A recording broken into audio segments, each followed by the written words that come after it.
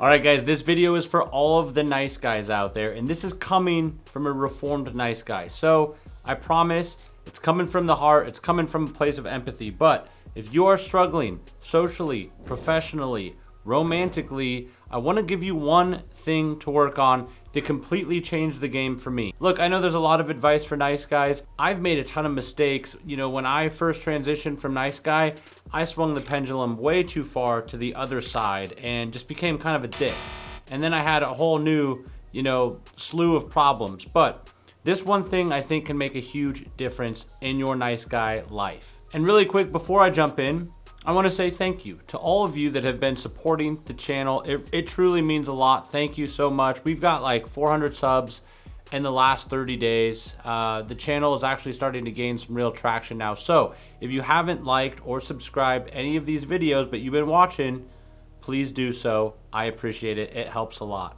Now, a commonly known shortcoming of nice guys is that they're too passive and too agreeable, meaning they're always going to take the path of least resistance. They don't like confrontation. They don't want to do anything that they think could make people feel uncomfortable or make things awkward. But there is a consequence of this, not just on how people perceive you externally, but how you will feel internally. And I'm going to explain like how this used to work for me. I realized at a certain point that if I did not say or speak my mind, if I did not disclose to people my true feelings, whether positive or negative, I would start to have quite a few bad things that would happen.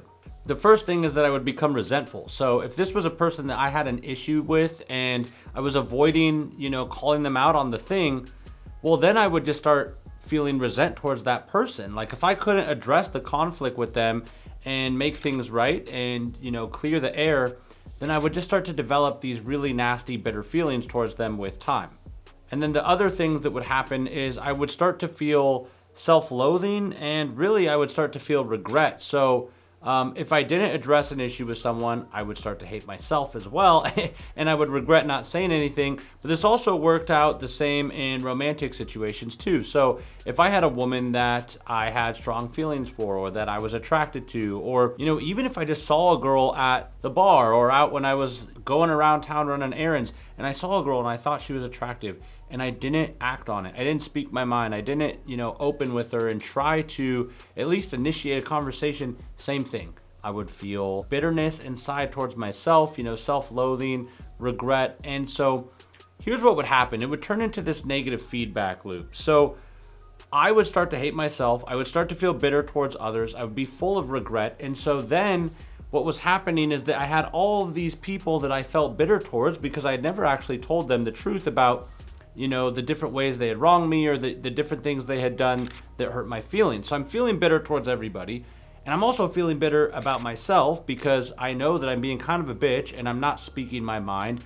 And then it creates a negative feedback loop because if I'm feeling bitter towards you and I feel bitter about myself, then every time we interact, you're going to have a bad interaction with me. The energy and the vibe is going to be all off because even if I'm smiling, there's going to be something inauthentic and disingenuous about the way that I'm acting and behaving, and people pick up on that, man. The human subconscious, every time, it has a uncanny way of being able to tell when people are not being true to themselves and being true to the situation and not being forthcoming with their feelings. And when that happens, people just aren't really going to like you, and they're certainly not going to find you attractive. So, quick example is right now, my mind wants to tell you to please like this video and subscribe to the channel. But jokes aside, I want you guys also to know that if you are a nice guy, not all of these situations have to feel confrontational, right? If you have something to say to somebody, confrontation doesn't have to feel confrontational. If you want to make your move on a girl, it doesn't have to feel forced or awkward. That's part of having social skills. That's part of having interpersonal communication skills, is having the ability to handle these situations gracefully and confidently. And if you don't know how, that's totally fine. I have an entire course on this. It's called the Foundations course.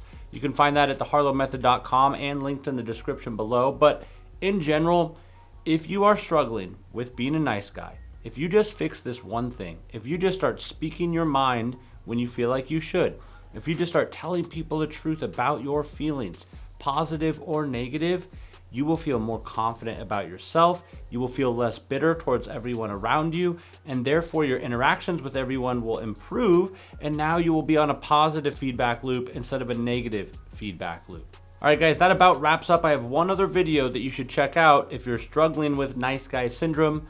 I'll link it in the description below and here on the end screen. My name is KJ Harlow. Thank you for watching, and I look forward to seeing you in the next one.